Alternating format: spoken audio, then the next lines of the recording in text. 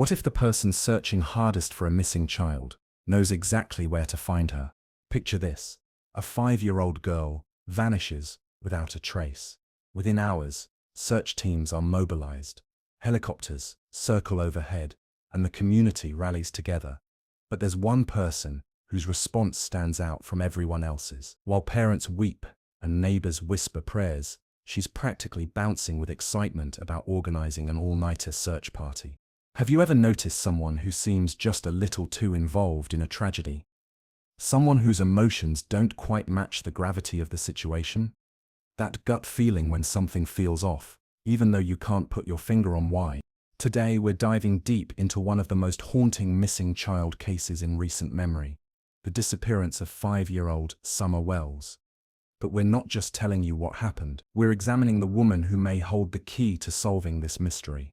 Robin Lane, Summer's Sabbath school teacher, whose behavior has raised more questions than answers. If this case grips you the way it's gripped me for the past 4 years, go ahead and smash that like button, because by the end of this video, you'll understand why sometimes the people closest to a victim aren't always what they seem. I'm your host, and welcome back to True Crime Seat, where we don't just tell stories, we uncover the life lessons hidden within them. And trust me, this case will teach you to trust your instincts about people in ways you never imagined.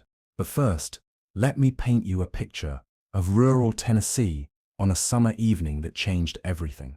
June 15th to 30th, 2021. Rogersville, Tennessee. The kind of small town where everyone knows everyone, where children play freely in wooded backyards, and where tragedy feels like something that happens to other people in other places. Ben Hill Road winds through the Beach Creek area like a forgotten ribbon, connecting modest homes to the outside world.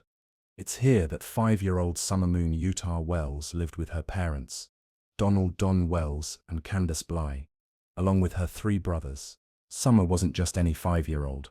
Those who knew her described her as spirited, affectionate, and surprisingly assertive for her age. She had blonde hair, bright eyes, and the kind of personality that filled a room the moment she entered it. On that Tuesday evening, Summer had been playing in the garden outside her family's home. The timeline, according to her parents, placed her disappearance somewhere between 5:30 and 6:30 p.m. She had reportedly gone inside to play with her siblings, and then, nothing. She was simply gone. When Don and Candace realized they couldn't find Summer anywhere, panic set in. They searched the property, called her name, checked every possible hiding spot a child might choose. But Summer had vanished, as if she'd never existed at all. The 911 call came in, and within minutes Ben Hill Road transformed from a quiet country lane into the epicenter of every parent's worst nightmare. Police cars, search teams, helicopters, the full force of law enforcement descended on this rural community. An Amber Alert was issued immediately. The Tennessee Bureau of Investigation would later call it one of the most extensive and involved missing child investigations in their history. But here's where things get strange. While official search teams were being organized and protocols were being followed, Candace Bly was already making phone calls. Not just to family members or close friends, but to people who, on the surface, seemed like unusual first contacts in a crisis. Comment below, if your child went missing, who would be the first person you'd call after the police? Keep that answer in mind, as we meet the woman who somehow made it to the top of that list.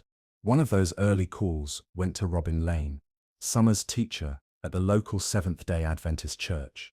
And Robin's response to that call would spark years of speculation, investigation, and uncomfortable questions about the nature of her relationship with the missing child.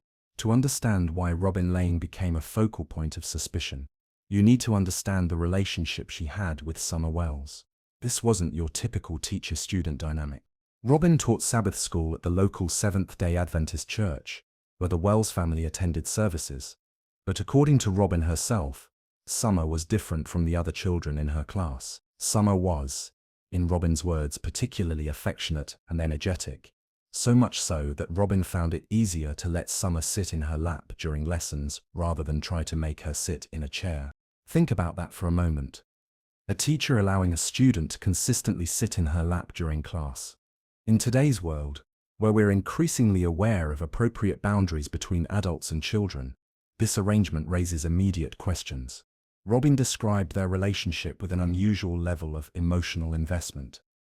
She spoke about Summer's little arms around my neck all the time, and how Summer loved to help with various tasks. The physical affection between them was constant and, according to Robin, welcome. But it went further than that. Summer had given Robin a Mother's Day gift, a gesture that, while sweet on the surface, suggested a level of attachment that went beyond the typical student-teacher relationship. Some observers noted that Summer seemed to have more of a motherly connection with Robin than with her own mother, Candace. This is where we need to pause and discuss something crucial: healthy boundaries between adults and children. While it's natural for children to form attachments to caring adults in their lives, there are appropriate limits to these relationships. When an adult becomes a child's primary source of emotional support outside the family, it can create unhealthy dynamics. Was Robin genuinely caring for a child who needed extra attention and affection? Or was there something more complex happening here? The answer to that question would become central to understanding her behavior after Summer's disappearance. Robin's investment in Summer went beyond the classroom. She knew details about Summer's home life, her personality quirks, her family dynamics.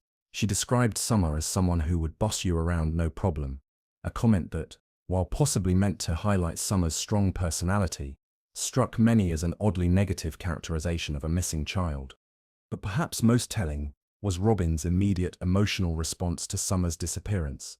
Because when that phone call came in on the evening of June 15th, Robin's reaction was unlike anything you'd expect from a typical Sunday school teacher learning about a missing student. Her response was immediate, intense, and would set in motion a chain of events that continues to fuel speculation to this day. June 15th, 2021, around 7 p.m., while the Wells family was frantically searching their property and law enforcement was mobilizing, Robin Lane was 40 miles away in a completely different world. She was at her own daughter's dance recital, camera in hand, capturing what should have been a joyful family moment. The gymnasium was filled with proud parents, excited children, and the kind of nervous energy that comes with school performances. Robin was taking pictures before the performance when she noticed something that would change the trajectory of her evening, and possibly her life. Missed calls. Multiple missed calls from Candace Wells. Now put yourself in Robin's position for a moment. You're at your child's dance recital, focused on family time. When you see missed calls from the parent of one of your students, your first thought might be mild concern. Maybe someone needed information about upcoming church activities, or perhaps there was a family emergency they wanted prayer support for. But before Robin could return those calls, a Facebook Messenger notification lit up her phone. The message from Candace was brief, but devastating. Summer's gone. We can't find her anywhere. The police are here searching. What would your reaction be to receiving that message? Take a moment to really think about it. You're learning that a 5-year-old child you care about has disappeared. How would you respond?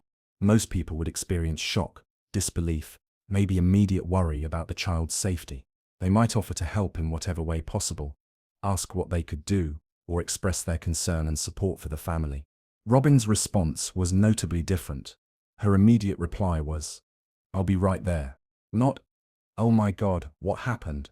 Not, "How can I help?" Not, "I'm praying for you." Just, "I'll be right there." And she meant it. Robin left her daughter's dance recital, an event that was important to her own child, and made the 40-mile drive to Ben Hill Road that very night. But here's what makes her response even more unusual.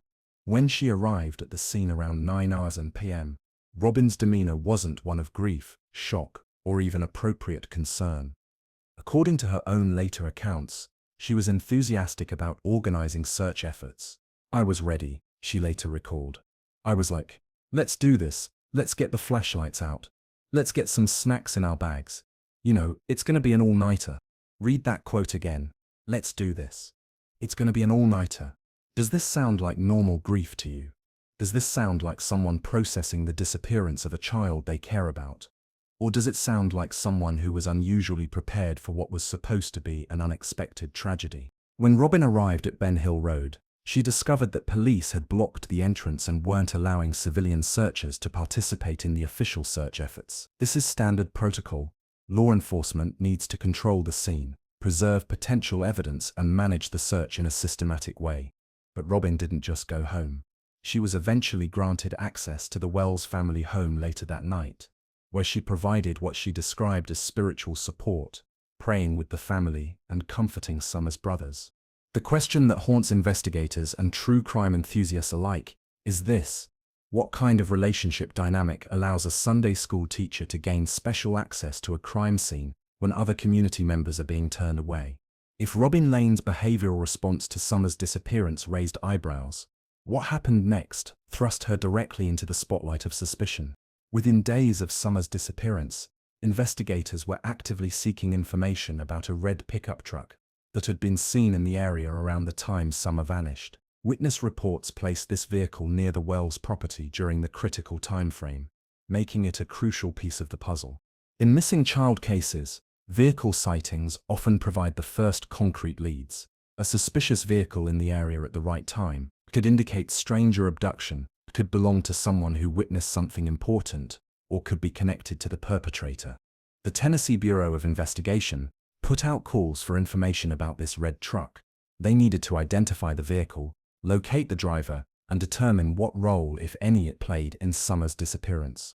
Here's where the Robin Lane connection became explosive. Robin Lane owned a red truck, specifically a red Toyota Tacoma. Think about the implications of this for a moment. The woman who had an unusually close relationship with the missing child, who responded to the disappearance with questionable enthusiasm, who gained special access to the crime scene. This same woman owned a vehicle, matching the description of one seen near the scene at the time of the disappearance. When rumors about Robin's red truck began circulating in true crime forums and social media groups, investigators and amateur sleuths alike took notice. Text messages and online discussions began focusing on Robin's vehicle, trying to confirm details about its make, model, and most importantly, whether it matched witness descriptions. What makes this connection even more significant is Robin's response when questioned about the red truck. She notably did not deny owning one. In investigations, what people don't say can be just as important as what they do say. Her failure to immediately dismiss the connection struck many as suspicious. But here's where the timeline becomes crucial, and where Robin's defenders found their strongest argument. Since Robin was one of the first people Candace called after Summers' disappearance, and since she arrived at the scene around 9:07 p.m. that evening, it's entirely possible that witnesses saw her red truck when she came to help, but got confused about the timing in their memories. This theory gains credibility when you consider the reliability issues with some witnesses in the area. The rural community around Ben Hill Road had its share of residents dealing with substance abuse problems. As one investigator noted, addiction issues could make your memory a little distorted, or maybe your timing could be off. You know what I'm saying? Like it could be a little bit fuzzy if you're somebody who is an addict getting high every day, getting drunk every day. So which is it? Did witnesses see Robin's red truck at the time of Summers' disappearance because she was somehow involved? Or did they see it later that evening when she came to help, but their memories became confused about when exactly they saw it? The answer to this question could be the difference between Robin being an innocent woman trying to help find a missing child, or being connected to that child's disappearance in a much more sinister way. What do you think, coincidence or connection? Let me know in the comments, because this red truck connection is just the beginning of the behavioral patterns that have kept Robin Lane in the spotlight of suspicion for nearly 4 years. If the red truck connection wasn't enough to raise questions about Robin Lane, her continued behavior throughout the investigation certainly added fuel to the fire. Robin didn't fade into the background after that first night. Instead, she became a consistent, highly visible presence in the Summer Wells case. And it was her demeanor during this ongoing involvement that struck many observers as deeply inappropriate. In multiple interviews and public appearances, Robin maintained an upbeat, almost cheerful attitude when discussing Summers' disappearance. She was frequently seen smiling and laughing while talking about search efforts, community support, and hope for Summers' return. Now, people process grief and trauma differently, and there's no single correct way to respond to tragedy. But Robin's consistently positive demeanor stood out starkly against the backdrop of a missing child case. During one particularly notable interview, when asked to describe Summer, Robin said she would boss you around no problem. Think about that phrasing. When someone asks you to describe a missing 5-year-old child, and your response focuses on negative traits like being bossy, it raises questions about your true feelings toward that child. Was Robin trying to convey Summer's strong personality in what she thought was a positive light? Or was this comment a glimpse into frustration or resentment she felt towards Summer? The fact that this was one of her go-to descriptions for a missing child struck many as tone-deaf at best, and potentially revealing at worst. Robin's continued involvement in the case went far beyond what you'd expect from a Sunday school teacher. She became a regular fixture at prayer vigils, community search events, and awareness campaigns. She often led prayers and encouraged community members not to give up hope. On the surface, this could be seen as admirable dedication from someone who genuinely cared about Summer, but behavioral analysts and criminal psychologists know that perpetrators sometimes inject themselves into investigations as a way to monitor progress, control narrative, or satisfy psychological needs related to their crimes. This phenomenon is well documented in criminal cases. The perpetrator who joins search parties, the arsonist who becomes a volunteer firefighter, the killer who attends the victim's funeral and comforts the family. Could Robin's extensive involvement be genuine concern and community spirit? Absolutely. Could it be something much darker? That's the question that continues to haunt this case. There's also the psychological concept of overcompensation to consider. When someone feels guilty about something, whether it's involvement in a crime or simply feelings of guilt about not doing enough to protect someone, they sometimes overcompensate by becoming excessively helpful or involved. Robin's enthusiastic response to organizing search efforts, her consistent presence at community events, her leadership role in prayers and vigils, all of this could be genuine. But it could also be the behavior of someone trying to manage their own guilt or deflect suspicion.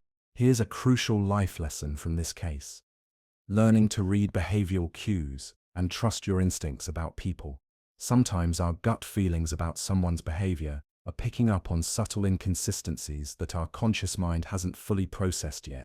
When someone's emotional response doesn't match the situation, when their level of involvement seems disproportionate, when their words and actions don't align with what you'd expect, these are all signals worth paying attention to. The challenge is distinguishing between genuinely unusual but innocent behavior and behavior that might indicate guilty knowledge or involvement. In Robin's case, the line between those possibilities remains frustratingly unclear. 4 years after Summer Wells disappeared, investigators and true crime enthusiasts have developed multiple theories about what happened to her. Understanding where Robin Lane fits into each of these theories helps illuminate why she remains a person of interest in the minds of many following the case.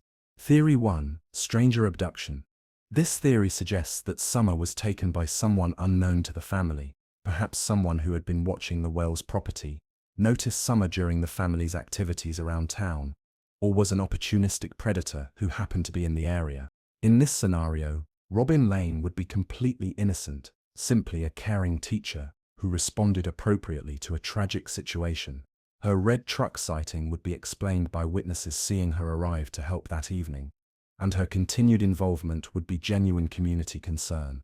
Theory 2: Family involvement. Many investigators and observers suspect that Summer's parents, Don Wells and Candace Bly, know more about her disappearance than they're revealing.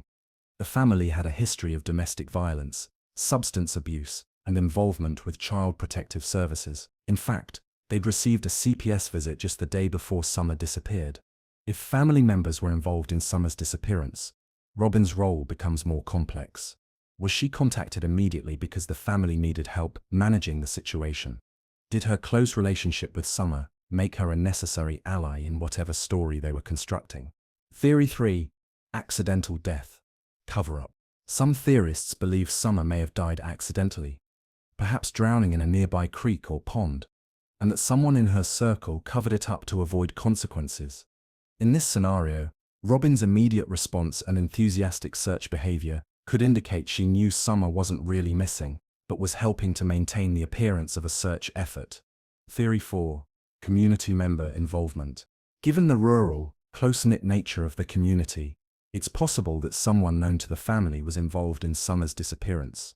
This person would have had access to information about the family's routines, Summer's personality, and opportunities to approach her without causing alarm. Robin Lane fits this profile perfectly. She knew Summer intimately, understood her routines, had legitimate reasons to be around the family, and had developed the kind of relationship with Summer that might have made the child trust her completely. So where does this leave us? With Robin Lane. The guilty knowledge theory about Robin rests on several key factors. Her unusually close relationship with Summer, described as more maternal than Summer's relationship with her own mother. Her immediate enthusiastic response to the disappearance news, the red truck connection, owning a vehicle matching witness descriptions, her continued high-profile involvement in the case beyond what you'd expect from a peripheral figure, her inappropriate demeanor during interviews and public appearances, her specific knowledge about Summer's personality, routines, and family dynamics. But the innocent bystander theory is equally plausible. Genuine care and concern for a child she had bonded with, normal community response to a local tragedy, timing confusion by unreliable witnesses regarding the red truck, natural leadership role in a community looking for someone to organize prayer and support efforts, different grief processing style that appears inappropriate to observers, legitimate teacher knowledge about her student. The frustrating reality is that without concrete evidence, physical proof, witness testimony, or confession, we may never know which version of Robin Lane is accurate. What we do know is that her behavior pattern is unusual enough to warrant continued scrutiny, even 4 years later. As we record this in August 2025, Summer Wells remains missing. She would be nearly 9 years old now, no longer the spirited 5-year-old who disappeared from Ben Hill Road, but a child who should be starting 4th grade, losing teeth, developing her own interests and friendships. The Tennessee Bureau of Investigation has announced plans for new searches of the Wells property and surrounding creek areas. A private investigator recently submitted a tip that may have prompted this renewed activity, offering a glimmer of hope that this case might finally see resolution. The $40,000 reward for information leading to Summer's whereabouts remains in effect. An age progression photo showing what Summer might look like today has been released to help continue public awareness. But Robin Lane's role in this story, whatever that role truly is, offers us crucial life lessons that extend far beyond this single case. Life lesson 1. Trust your instincts about people. Throughout this case, many people have reported feeling that something was off about Robin's behavior, even if they couldn't articulate exactly what. This gut feeling is often our subconscious mind picking up on subtle inconsistencies in behavior, speech patterns, or emotional responses. In your own life, pay attention when someone's reaction doesn't seem to match the situation, when their level of involvement seems disproportionate, when their emotions feel performative rather than genuine. These instincts have evolved to help protect us, and dismissing them can be dangerous. Life lesson 2. Question everything. The Robin Lane case teaches us not to accept surface-level explanations for behavior. A caring teacher could genuinely be concerned about a missing student, but a caring teacher could also be covering for guilty knowledge or involvement. Don't be afraid to ask uncomfortable questions. Why is this person so involved? What do they gain from their level of participation? Are their actions consistent with their stated emotions? Life lesson 3. Recognize inappropriate relationships.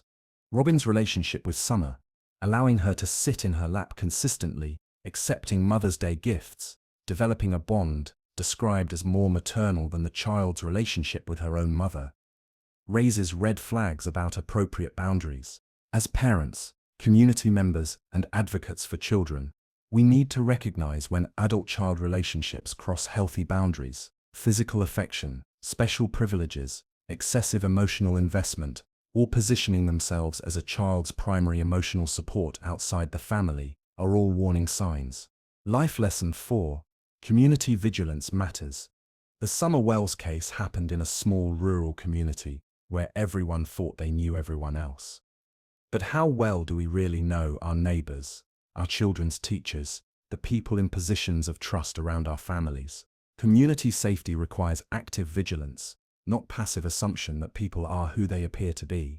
The ongoing mystery. As we conclude today's deep dive into the Robin Lane question, we're left with more questions than answers.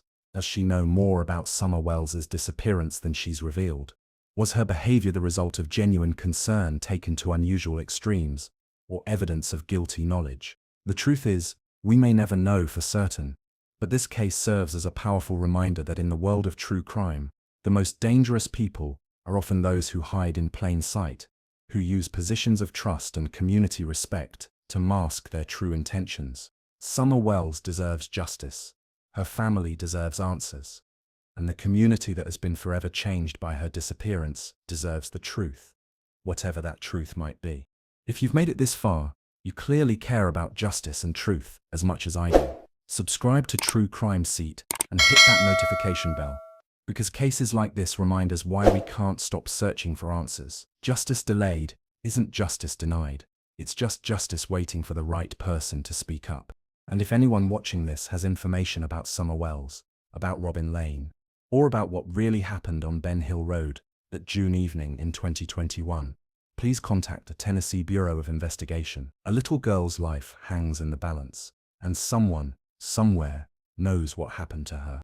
Until next time, keep questioning, keep searching for truth, and remember, in a world full of missing children, every voice matters, every clue counts, and every person who refuses to forget makes a difference. The Summer Wells case isn't over. Robin Lane's story isn't finished, and somewhere out there, Summer is still waiting to come home.